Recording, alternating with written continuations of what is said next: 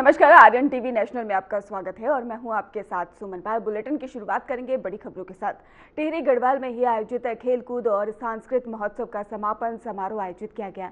समारोह में ही मुख्यमंत्री पुष्कर सिंह धामी भी मौजूद रहे और इसके साथ ही सीएम धामी ने कहा कि ऐसे आयोजन युवाओं में खेल कूद और सांस्कृतिक गतिविधियों के प्रति जागरूकता को बढ़ाते हैं और उन्होंने युवा प्रतिभाओं को भी स्वस्थ जीवन शैली अपनाने और राष्ट्रीय एकता के मूल्य को समझने के लिए प्रोत्साहित किया।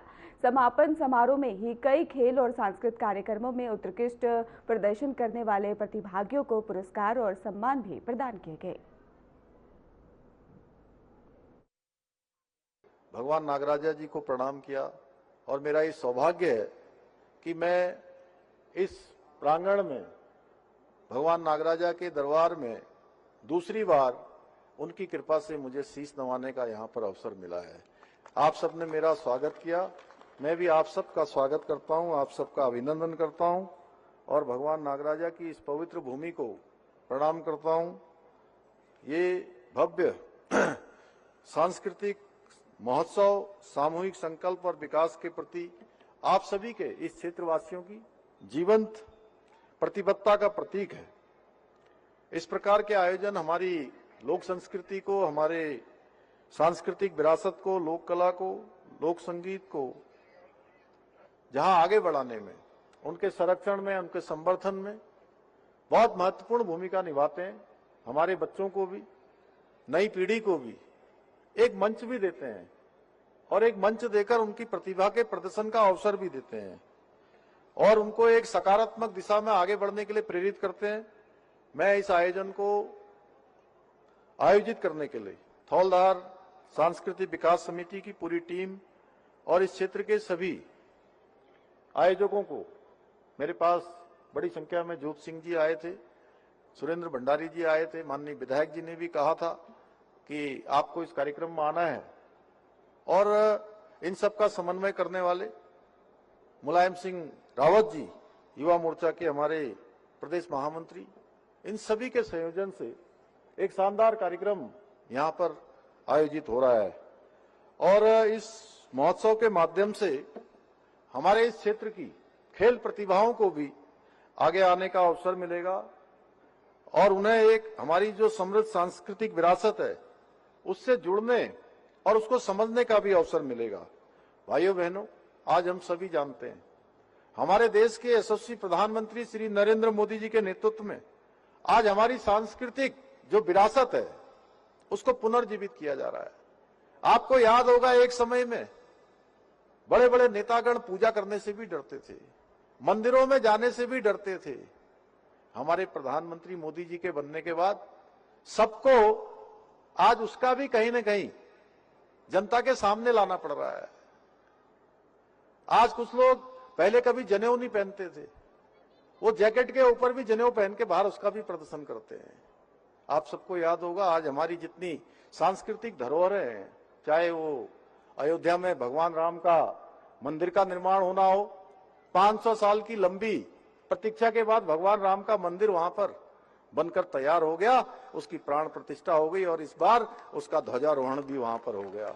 बनारस में काशी विश्वनाथ की नगरी में काशी कॉरिडोर बन गया, जहां एक छोटा सा रास्ता होता था, आज लाखों लाखों लोग रोज भगवान विश्वनाथ जी का, महादेव जी का अभिषेक करते हैं, गंगा जी का जल लेकर भगवान महादेव जी को अर्पित करते हैं। उज्जैन में महाकाल लोक बन गया। हमारे उत्तराखंड में चाहे बद्रीनाथ भगवान का प्रांगण हो या बाबा केदार का स्थान हो, दोनों ही स्थानों पर नवनिर्माण, पुनर्निर्माण, मास्टर प्लान पर तेजी से काम किया जा रहा है। वहीं दूसरी ओर vocal for local, make in India जैसी पहलों के माध्यम से आज हमारी स्थानीय अर्थव्यवस्था को प्रोत्साहित करने का काम हो रहा है और हमारी सरकार भी उत्तराखंड को विश्व की आध्यात्मिक राजधानी बनाने के लिए आदरणीय प्रधानमंत्री मोदी जी के मार्गदर्शन में निरंतर काम कर रही है। इसके साथ साथ हम श्री कृष्ण यमुना तीर्थ सर्किट और हरिद्वार ऋषिकेश कॉरिडोर के साथ साथ शारदा कॉरिडोर के निर्माण की दिशा में भी काम कर रहे हैं। भाइयों बहनों, आज प्रधानमंत्री श्री नरेंद्र मोदी जी के द्वारा खेलो इंडिया, फिट इंडिया मूवमेंट के माध्यम से देश के अंदर हमारे खिलाड़ियों को आगे बढ़ाने का काम हो रहा है। खेल संस्कृति को प्रोत्साहित करने का अभूतपूर्व काम जो उनके द्वारा किया गया है, उसका सकारात्मक प्रभाव आज एक एक गांव-गांव में दिखाई दे रहा है। एक समय था जब लोग कहते थे दुनिया की सबसे बड़ी आबादी का देश भारत, इतनी बड़ी आबादी होने के बाद भी हम पदकों की जब दौड़ होती थी, उस पदकों की दौड़ में हम बहुत पीछे रह जाते थे। हमारे खिलाड़ी अच्छा प्रदर्शन नहीं कर पाते थे। लेकिन आज आदरणीय प्रधानमंत्री मोदी जी के नेतृत्व में इस धारणा को बदल दिया गया है। मुझे अत्यंत प्रसन्नता है कि इस महोत्सव के माध्यम से हमारी विविध खेल प्रतियोगिताओं का आयोजन कर उनकी प्रतिभाओं को निखारने का प्रयास किया जा रहा है। आदरणीय प्रधानमंत्री जी के मार्गदर्शन में हम उत्तराखंड को देवभूमि के साथ साथ खेल भूमि के रूप में भी स्थापित करने की दिशा में निरंतर कार्य कर रहे हैं। उत्तराखंड के अंदर राष्ट्रीय खेलों का आयोजन हुआ और वो अपने आप में अभूतपूर्व था। पूरे देश के खिलाड़ी देवभूमि उत्तराखंड का एक अच्छा अनुभव यहां से लेकर गए। अच्छा अनुभव ही नहीं लेकर गए, वो उत्तराखंड के ब्रांड एम्बेसडर बन के गए कि उत्तराखंड के अंदर इतने अच्छे प्रकार से खेलों का आयोजन हुआ।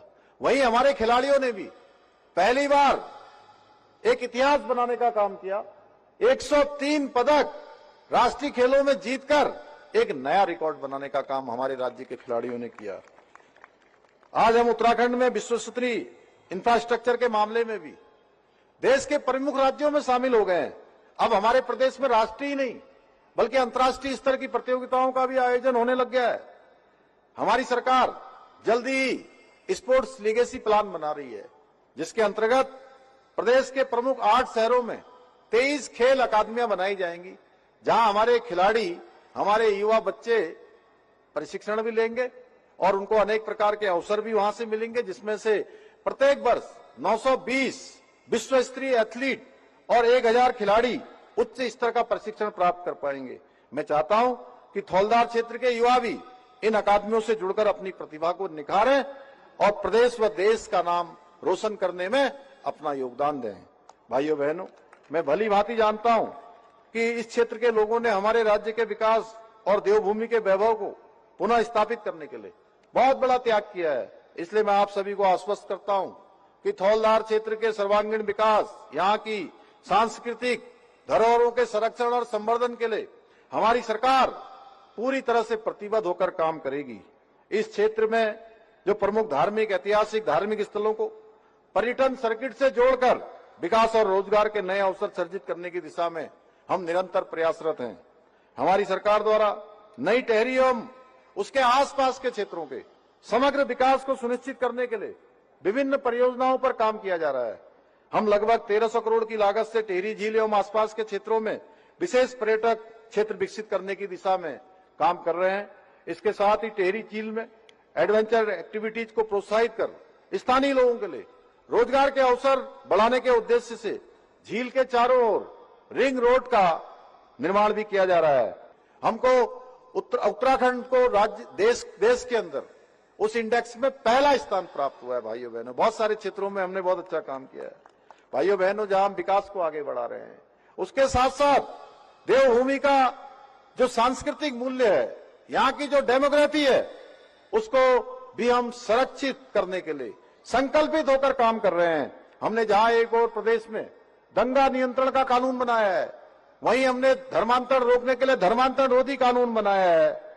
तो इसके साथ साथ लव जिहाद, लैंड जिहाद और थूक जिहाद जैसी मुल्लावादी मानसिकताओं के खिलाफ भी कार्रवाई हमने सुनिश्चित की है। भाइयों बहनों, हमने राज्य में सख्त भू कानून लागू किया है ताकि भू माफियाओं से उत्तराखंड की जमीनों को बचाया जा सके, हमारे लोगों को सुरक्षित रखा जा सके। इसके अलावा हमने राज्य में ऑपरेशन कालनेमी चलाकर ऐसे सनातन धर्म को बदनाम करने वाले, लोगों की धार्मिक भावनाओं को आहत करने वाले या जो भी लोग धर्म के मार्ग पर जाते हैं, उनके मार्ग में बाधा उत्पन्न करने वाले, छद्म वेश धारण करके अपना नाम बदलकर अपनी पहचान छुपाकर लोगों को ठगने का काम करते थे, भरमाने का काम करते थे, ऐसे जिहादियों को भी पकड़ने का काम किया है और वो जहां से आए हैं उनको वहीं भेजने का काम हम कर रहे हैं भाइयों बहनों, उनको वापस वहीं भेज रहे हैं जहां से आए हैं। और यही लैंड जिहाद पर कार्रवाई करते हुए हमने 10,000 एकड़ से अधिक जमीन इन लैंड जिहादियों से मुक्त कराई है। इसके साथ ही 250 से अधिक अवैध रूप से चलने वाले मदरसों को सील करने के साथ ही 600 के करीब अवैध संरचनाओं को भी हटाने का काम भी हमारी सरकार ने किया है। यही नहीं, हमने प्रदेश में अभी नया कानून लाकर न्यायमूर्ति मनोज कुमार गुप्ता ने ही उत्तराखंड उच्च न्यायालय के मुख्य न्यायाधीश के रूप में ही शपथ ग्रहण की। शपथ ग्रहण समारोह देहरादून में आयोजित हुआ और जहां पर उन्हें पद और गोपनीयता की शपथ दिलाई गई। समारोह में राज्य सरकार के वरिष्ठ अधिकारी, न्यायिक अधिकारी और इसके साथ ही अन्य गणमान्य लोग भी मौजूद रहे। न्यायमूर्ति मनोज कुमार गुप्ता के ही कार्यभार संभालने से उत्तराखंड उच्च न्यायालय की ही न्यायिक प्रक्रिया को ही नई दिशा मिलने की उम्मीद भी जताई जा रही है।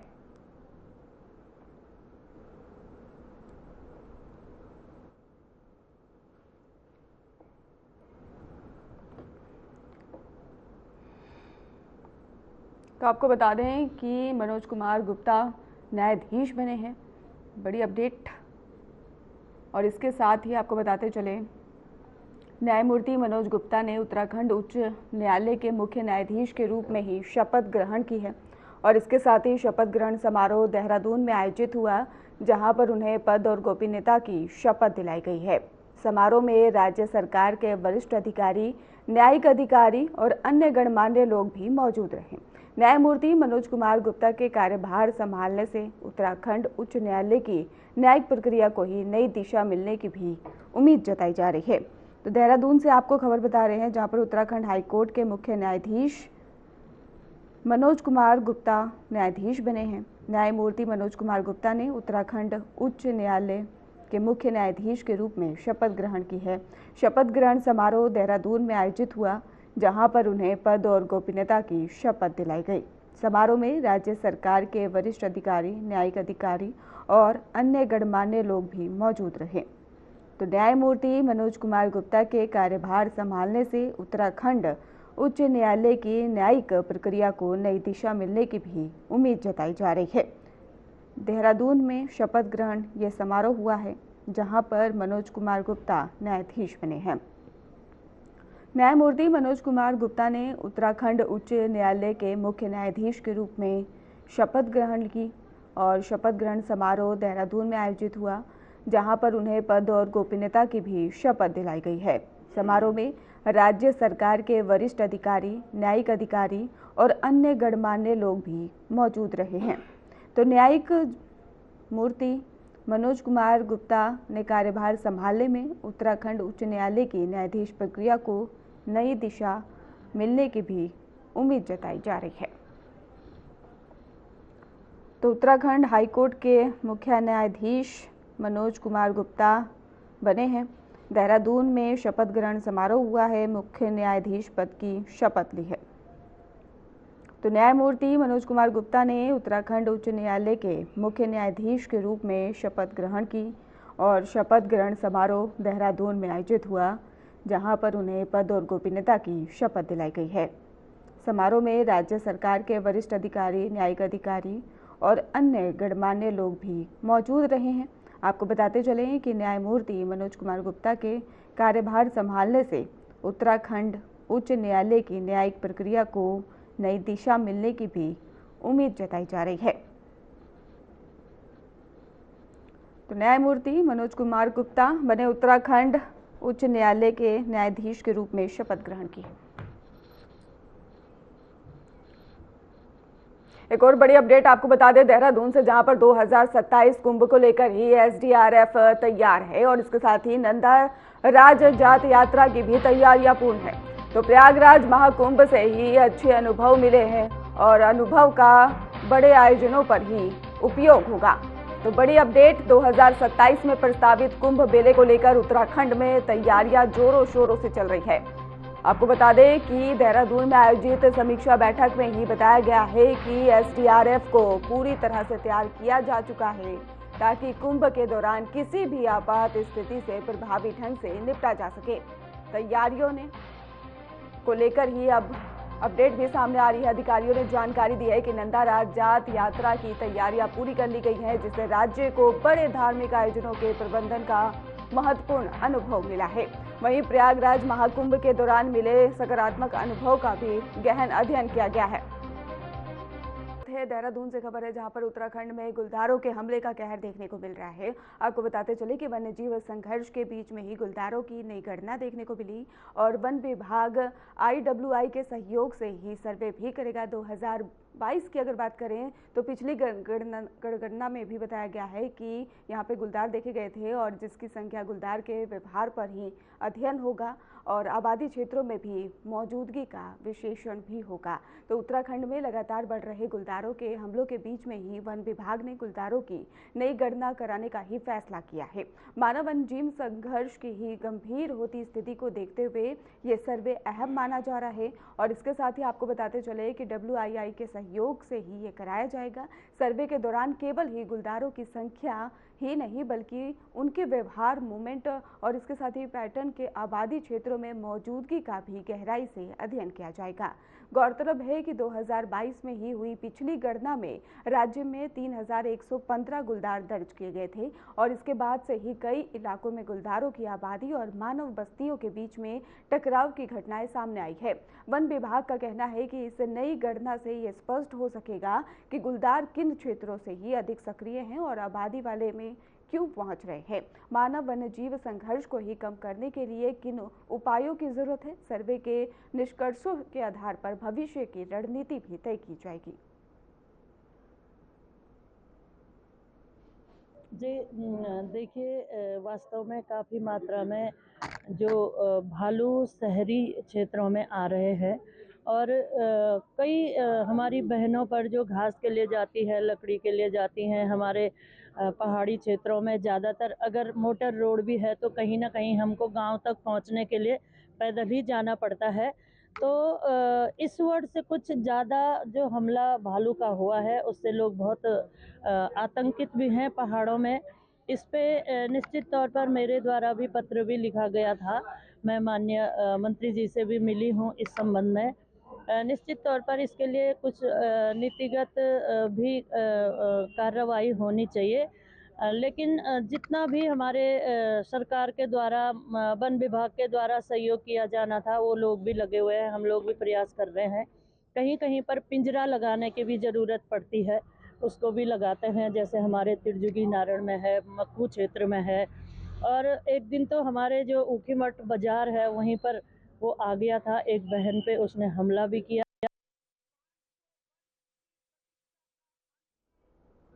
रुड़की में DAV कॉलेज के बाहर दो गुटों के बीच में जमकर मारपीट का मामला सामने आया। घटना का वीडियो सोशल मीडिया पर तेजी से वायरल हो रहा है और जिससे कि इलाके में सनसनी भी फैल गई है। वायरल वीडियो में दोनों पक्षों के बीच में हाथापाई और अफरा तफरी साफ नजर आ रही है। बताया जा रहा है कि मारपीट के दौरान ही गोली चलने जैसी आवाज भी सुनाई दी। हालांकि इसकी आधिकारिक पुष्टि अभी तक नहीं हुई है और आपको बताते चले कि घटना की सूचना मिलते ही पुलिस मौके पर पहुंची और स्थिति को ही नियंत्रित किया। फिलहाल पुलिस वीडियो के आधार पर मामले की जांच कर रही है और दोनों गुटों की पहचान की जा रही है।